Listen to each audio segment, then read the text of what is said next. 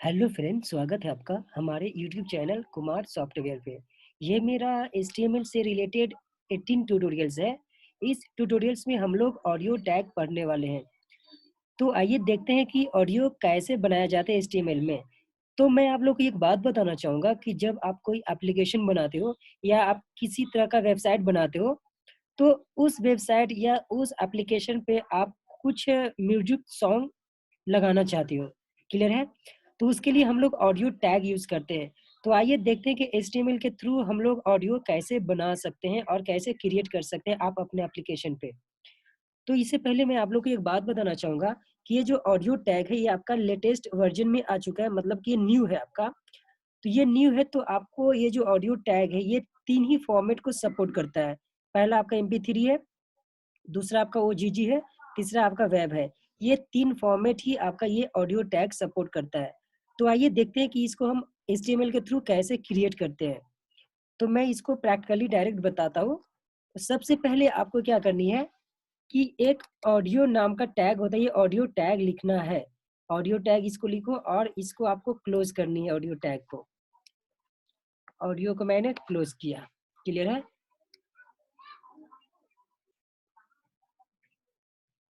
यहाँ पर मैं इसको अब जो भी मैं लिखूँगा इसके अंदर में लिखूँगा, ठीक है?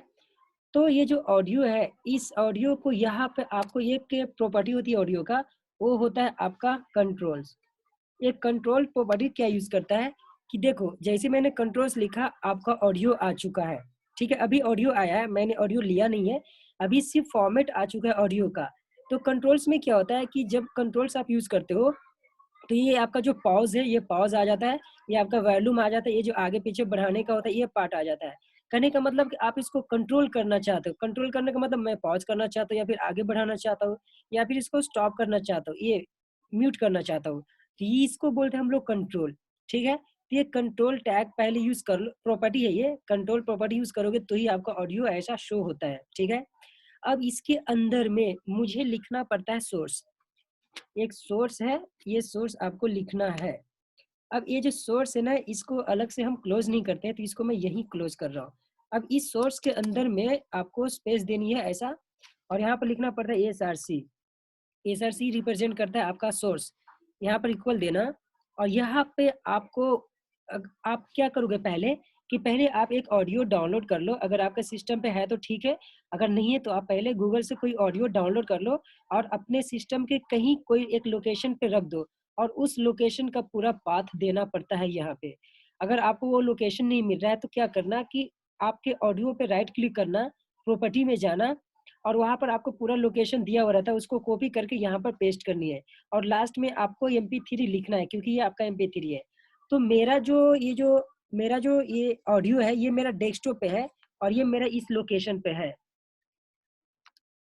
इसके लिए मैं एक लोकेशन लिया है मैंने, यहाँ पर ये मेरा लोकेशन है, इस लोकेशन पे मेरा ऑडियो टैग है। फाइल के अंदर में, यूजर्स के अंदर में डेस्कटॉप पे है।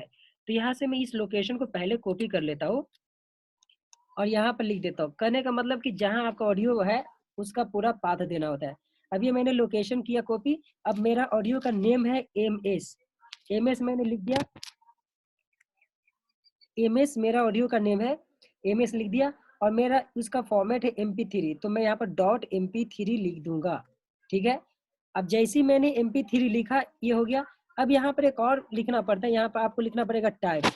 टाइप में आप क्या लिखोगे कि आपका जो ये ऑडियो है, ये कौन सी फॉर्मेट का है। तो यहाँ पर सबसे पहले मेरा ऑडियो है, इसलिए मैं यहाँ पर ऑडियो लिखूंगा, और स्लैश करके ये मेरा इसका फॉर्मेट MP3 है, तो मैं MP3 लिखूंगा। जैसे ही मैंने ये लिखा, आपका ये ऑडियो अच्छे से कंप्लीट आ चुका है। अब देखो, मैं इसको स्टार्ट करके देखता हूँ। देखो, मेरा स्टार्ट हो चुका है, मैं देखो। भर ना दूं जब तक मैं दुआओं सा 100 दफा तुझे पढ़ ना लूं, हाँ मेरे पास। ये मेरा ऑडियो स्टार्ट हो चुका है। ये तो सिंपल मैंने एक ऑडियो बनाया। अब इसके कुछ और प्रॉपर्टी है, वो मैं आपको दिखाना चाहूँगा। आई होप कि आपको ये समझ में आ चुका होगा कि हम ऑडियो कैसे यूज़ करते हैं। ये तो कंट्रोल था, तो ये आ गया आपका। अब यहाँ पर एक और प्रॉपर्टी होती है ऑडियो का, उसका नेम है auto play. Auto play, auto play में क्या होता है कि ये आपका ऑटोमेटिक स्टार्ट होगा। अभी ये तो यहाँ पर सपोर्ट नहीं कर रहा है, इसको जब सेव करके यूज करोगे तो ये आपका ऑटोमेटिक स्टार्ट हो जाता है। मतलब कि जैसे इसको रिफ्रेश करोगे, यहाँ पर रिफ्रेश का ऑप्शन नहीं है, इसी को आप क्रोम पे चलाओगे तो क्रोम को जैसे ही रिफ्रेश करोगे आपका ऑडियो ऑटोमेटिक स्टार्ट हो जाएगा। क्लियर है?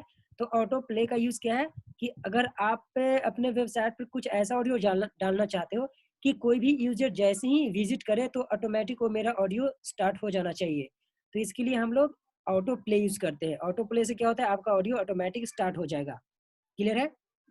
अब एक और प्रॉपर्टी है, उस प्रॉपर्टी का नेम है लूप। लूप प्रॉपर्टी से क्या होता है कि जैसे ही मेरा ऑडियो स्टार्ट होगा तो ये एक बार जैसे ही कंप्लीट होगा फिर ये रिस्टार्ट होगा, फिर ये कंप्लीट होगा, फिर ये रिस्टार्ट होगा। मतलब कि ये ऑडियो आपका चलता ही रहेगा, जैसे ही खत्म होगा स्टार्ट होगा, खत्म होगा स्टार्ट होगा। देखो मैं इसको स्टार्ट कर दिया और यहाँ पर देखो मैं थोड़ा खत्म करता हूँ, ये जैसे ही खत्म होगा ये स्टार्ट हो जाएगा।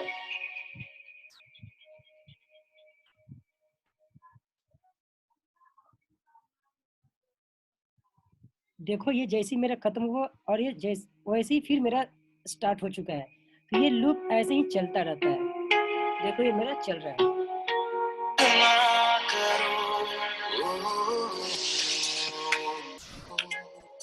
अब एक और मेरा प्रॉपर्टी है, उस प्रॉपर्टी का नेम है म्यूटेड। म्यूटेड प्रॉपर्टी से क्या होता है कि मान लो कि जब आपका ऑडियो बनता है तो बाय डिफॉल्ट ये म्यूटेड होता है। देखो बाय डिफॉल्ट ये म्यूटेड होता है, जब इस पे क्लिक करोगे तो आपका ऑडियो चलेगा। देखो मैंने क्लिक किया आपका, अब देखो यहाँ पे ऐसा किया, ये आपका ऑडियो चलेगा। क्लिक किया म्यूट हो गया, तो ये बाय डिफॉल्ट म्यूट ही रहता है। देखो ये बाय डिफॉल्ट म्यूट है। अब इसको मैं क्लिक किया,